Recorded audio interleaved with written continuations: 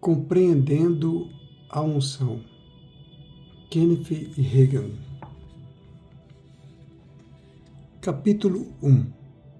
A unção sobre Jesus.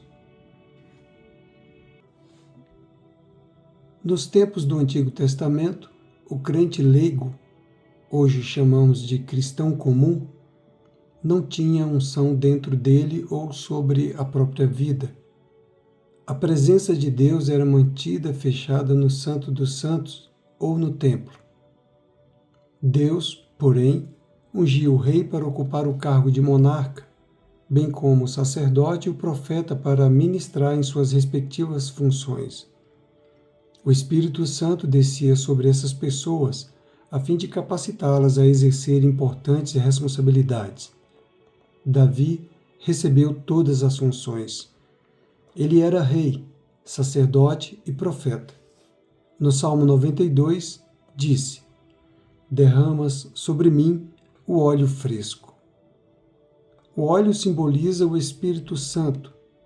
Frequentemente precisamos de uma nova unção. Unções hoje. O Senhor ainda unge profetas em nossos dias. Ele capacita essas pessoas para serem seus porta-vozes. O cargo profético inclui tudo aquilo que fala em favor dele. Todos os cargos de ensinar e pregar. Mas, especialmente, o do profeta, porque aquela é a unção envolvida. Deus permanece até hoje ungindo indivíduos para pregar, testificar e cantar. Ele também unge sacerdotes. Qual era a função do sacerdote? Representar outras pessoas. Elas não podiam entrar na presença do Senhor no Santo dos Santos, mas o sumo sacerdote tinha acesso ao Santíssimo e, assim, era o intercessor pelo povo. Atualmente, o soberano continua ungindo intercessores e pessoas para orar. Há ainda a unção para reis. Todos nós somos reis. Glória a Deus. Romanos 5,17 diz que reinaremos em vida. É por causa da unção que podemos reinar. Outras referências à unção no Antigo Testamento incluem textos de Zacarias e Isaías.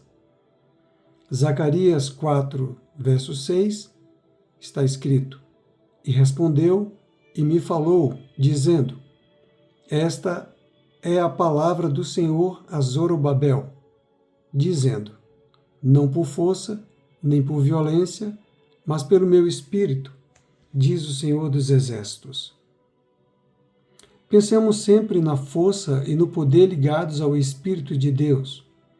Quando o Altíssimo fala dessas virtudes no texto bíblico, refere-se a essas características no campo humano e diz a Zorobabel: não é pela força de um exército, mas é pelo meu Espírito que a batalha será ganha. É por intermédio do Espírito Santo que vêm as vitórias, não pela mão do homem. Isaías capítulo 10, verso 27. E acontecerá naquele dia que a sua carga será tirada do teu ombro, e o seu jugo do teu pescoço, e o jugo será despedaçado por causa da unção. Às vezes, invertemos a ordem da expressão e dizemos: é a unção que despedaça ou quebra o jugo. Na verdade, é exatamente a mesma coisa. O jugo será despedaçado por causa da unção. O mesmo se aplica à nossa vida de ministério hoje. O jugo da enfermidade ou de qualquer mal que o diabo procure impor sobre nós será destruída por causa da unção. No Novo Testamento, vemos como a unção estava sobre o ministério de Jesus e podemos aprender a respeitar, de ministrar sob esse poder. Lucas, capítulo 4, versos 14 ao 19. Então, Jesus, no poder do Espírito, regressou para a Galiléia e a sua fama correu por toda a circunvizinhança. Verso 15. e ensinava nas sinagogas, sendo glorificado por todos. Note que no versículo 14, a palavra poder é usada em conexão com o Espírito Santo.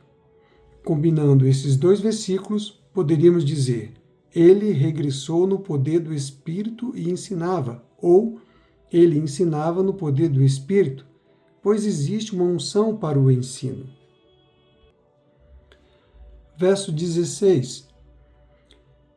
Indo para Nazaré, onde fora criado, entrou num sábado na sinagoga, segundo o seu costume, e levantou-se para ler.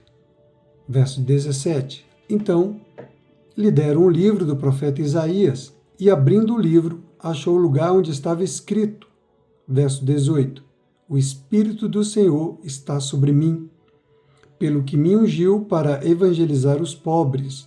Enviou-me para proclamar libertação aos cativos e restauração da vista aos cegos, para pôr em liberdade os oprimidos. 19. E apregoar o ano aceitável do Senhor. Observe que, ligado ao Espírito Santo, primeiro houve a palavra poder, verso 14, e depois o termo ungiu, verso 18. Pedro, ao ministrar diante de Cornélio e sua casa, afirmou: como Deus ungiu a Jesus de Nazaré com o Espírito Santo e com virtude, o qual andou fazendo bem e curando a todos os oprimidos do diabo, porque Deus era com ele. Atos 10, verso 38. Jesus disse: o Espírito do Senhor é sobre mim, pois que me ungiu para evangelizar os pobres. Lucas, capítulo 4, verso 18, parte A. Deus ungiu seu Filho primeiro para fazer duas coisas, de acordo com esse versículo: pregar e curar. Junto com a pregação, ele também foi ungido para ensinar. O ministério de Jesus Cristo. Quando consideramos o ministério terreno de Jesus Cristo, a maioria das pessoas retruca imediatamente. Mas ele era o Filho de Deus. Sabemos, é claro, que isso é verdade. Mas o que eles não compreendem é que ele, como Filho de Deus, era uma coisa, e como pessoa que ministra, outra. Jesus não ministrava na qualidade de Filho de Deus, mas na de um homem simples, ungido pelo Espírito Santo. Se observarmos melhor, perceberemos esse fato no trecho das Escrituras que já demonstramos em Lucas 4. O Evangelho de Lucas conta que, em um sábado, Jesus estava em Nazaré, sua cidade natal, quando foi para a sinagoga, e lhe deram um rolo do livro de Isaías. O Espírito do Senhor é sobre mim, pois que me ungiu para evangelizar os pobres. Lucas 14, 18a. Depois de acabar a leitura, ele devolveu o livro ao assistente e sentou-se. Em seguida, começou a ensinar ao povo e destacou: hoje se cumpriu esta escritura em vossos ouvidos. Versículo 21, parte B. Se Jesus estivesse ministrando como Filho de Deus, não teria necessidade de ser ungido. Se ele estivesse ensinando como Deus, manifestado na carne, teria necessidade de ser ungido? Quem ungiria o Onipotente? Em Filipenses 2, 7, verso 7, parte A, está escrito que Jesus a si mesmo se esvaziou, assumindo a forma de servo, tornando-se em semelhança de homens. Esvaziar-se significa que ele deixou de lado ou despojou-se do seu grandioso poder e sua glória, quando veio ao mundo, mesmo sendo o Filho de Deus. Ele desceu em forma de homem. Como foi isso? Não sei. A Bíblia simplesmente conta que aconteceu assim, e creio nisso. Conforme já mencionei muitas vezes, Jesus era o Filho de Deus, tanto aos 21 quanto aos 30 anos. Era o mesmo em qualquer idade. O Senhor era igualmente o Filho de Deus durante todas aquelas épocas, dos 25 aos 29 anos. Não é verdade? Apesar disso, durante todo esse tempo, ele não havia curado pessoa alguma, nem operado outro milagre qualquer. Como sabemos disso? Porque a Bíblia diz, a palavra revela-nos que Jesus foi ungido depois de ter sido batizado por João Batista no Rio Jordão, momento em que o Espírito Santo desceu sobre ele em forma corpórea, como uma pomba. Lucas, capítulo 3, verso 22. Deus então falou do céu: Este é o meu Filho amado, em quem me comprazo. Mateus, capítulo 3, verso 17, parte B. O primeiro milagre de Jesus. A palavra de Deus narra o regresso de Jesus à Galiléia e seu comparecimento à celebração de um casamento em Caná com sua mãe. Lá, ele transformou água em vinho, e a Bíblia diz que esse foi o primeiro milagre que Cristo operou. Jesus principiou assim os seus sinais em Caná da Galiléia e manifestou a sua glória, e os seus discípulos creram nele. João 2:11. Jesus tinha de ser ungido antes de começar a curar, porque, quando se tornou homem, havia deixado de lado seu grande poder e sua glória de Filho de Deus. Embora ele fosse o Filho do Altíssimo, de certa forma, ainda não era no poder. Talvez isso pareça um paradoxo, mas você pode compreender? Quando as pessoas dizem, certo, mas Jesus era o Filho de Deus, essa ideia o coloca em uma classe à parte quanto ao ministério. Isso significa que pessoa alguma poderia ministrar da maneira que ele fez, nem chegar perto de agir assim, caso ele estivesse em uma classe isolada em relação ao ministério. Ora, como pessoa, por ser o Filho de Deus, ele está em um grupo à parte. Porém, no tocante ao ministério, não está. Por quê? Você se lembra daquilo que Jesus disse no Evangelho segundo João? João 14:12. Na verdade vos digo que aquele que crê em mim também fará as coisas que eu faço, e as fará maiores do que estas, porque eu vou para meu Pai. Se, portanto, as obras de Jesus, seu ministério, estivessem em uma categoria diferenciada, conforme acreditam tantas pessoas, então ele teria contado uma mentira quando disse: fará as obras que eu faço e as fará maiores do que estas. Sendo assim, Jesus não pôs suas obras ou seu ministério em um setor separado. Por quê? Então esse fato não tem sentido corretamente compreendido. Não temos estudado com eficiência a palavra no tocante a esse assunto, pois muitas vezes passamos por uma espécie de lavagem cerebral nas religiões. Tal coisa induz-nos a pensar. Afinal de contas, não há necessidade de pesquisar o assunto porque Jesus é o Filho de Deus e de qualquer forma eu não poderia mesmo ministrar daquela maneira. E assim, como não poderia deixar de ser, perdemos com isso. Jesus nos ministérios quíntuplos. O apóstolo Paulo escreveu em Efésios 4:8 que quando Cristo subiu às alturas, ele deu dons aos homens. Quais foram esses dons? Então, exemplificados no versículo 11.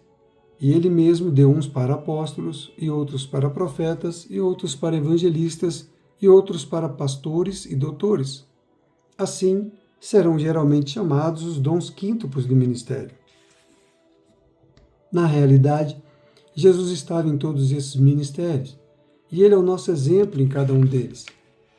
Primeiro, ele estava no cargo de apóstolo, pois é chamado assim no capítulo 3 de Hebreus. Hebreus 3:1. Pelo que, irmãos santos, participantes da vocação celestial, considerai a Jesus Cristo apóstolo e sumo sacerdote da nossa confissão. A palavra grega apóstolos, traduzida por apóstolo, significa uma pessoa enviada, da qual Jesus é o nosso exemplo supremo, pois foi enviado por Deus e pelo Espírito Santo. Segundo, o mestre estava no cargo de profeta. Ele se denomina assim no capítulo 4 do Evangelho de Lucas. E disse: em verdade vos digo que nenhum profeta é bem recebido na sua pátria.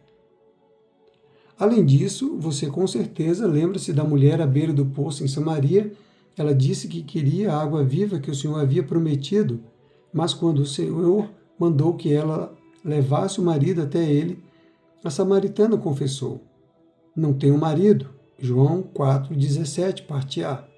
Jesus respondeu: "Porque tiveste 5 maridos, e o que agora tens não é teu marido.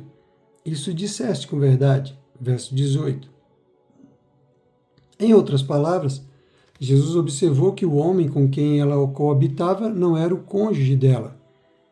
Aliás, principalmente nos dias modernos, temos visto algumas pessoas, até mesmo nos círculos pentecostais, que têm vivido em regime de concubinato e dizem: "Seja como for, Deus sabe, ele realmente é meu marido."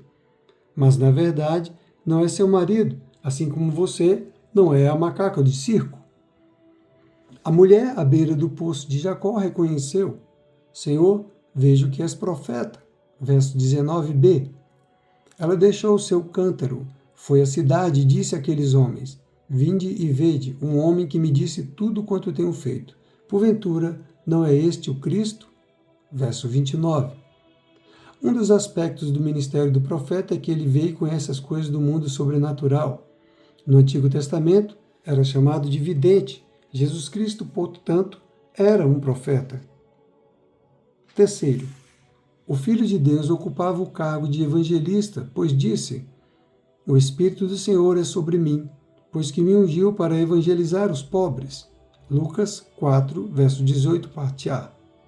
Portanto, o evangelista é ungido para pregar o evangelho, as boas novas.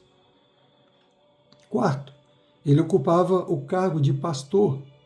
Em João 10, 14, parte A, declarou: "Eu sou o bom pastor." Tempos depois, Pedro o chamou de sumo pastor, 1 Pedro 5, verso 4. Quinto, o Senhor ocupava o cargo de mestre. Os 4 evangelhos dizem mais a respeito de sua obra de ensinar do que sobre qualquer outra coisa. Caso você pudesse sublinhar nos evangelhos as formas do verbo ensinar, perceberia quantas vezes aparece. O nosso mestre ensinava mais do que curava ou pregava. Esse ministério parecia ter prioridade para ele. O texto de Mateus 9:35 declara: "E percorria Jesus todas as cidades e aldeias, ensinando nas sinagogas deles e pregando o evangelho do reino e curando todas as enfermidades e moléstias entre o povo." O ministério do nosso Salvador consistia em ensinar, pregar e curar. Vale ressaltar que existe uma unção específica para acompanhar cada uma dessas funções. Se você operar dentro do seu devido ministério, a unção presente poderá ficar mais forte ou ser aumentada. Por outro lado, é possível diminuir a intensidade, conforme estudaremos mais tarde. O Espírito sem medida. João Batista, falando sobre Jesus, conclui que ele possuía o Espírito Santo em plenitude, não meramente uma porção. Isso pressupõe que nós, indivíduos, temos não mais que uma certa medida do Espírito. João 3,34. Porque aquele que Deus enviou fala as palavras de Deus, pois não lhes dá a Deus o Espírito por medida. Há certa proporção do Espírito Santo no crente para determinados propósitos, mas uma unção especial vem sobre nós para exercermos a tarefa para a qual Deus chamou-nos. Embora o Espírito Santo seja o mesmo, a unção é diferente. O Senhor Jesus Cristo tinha o Espírito Santo sem medida, pois atuava em todos os 5 dons principais para o ministério, e ele é o melhor modelo que devemos seguir.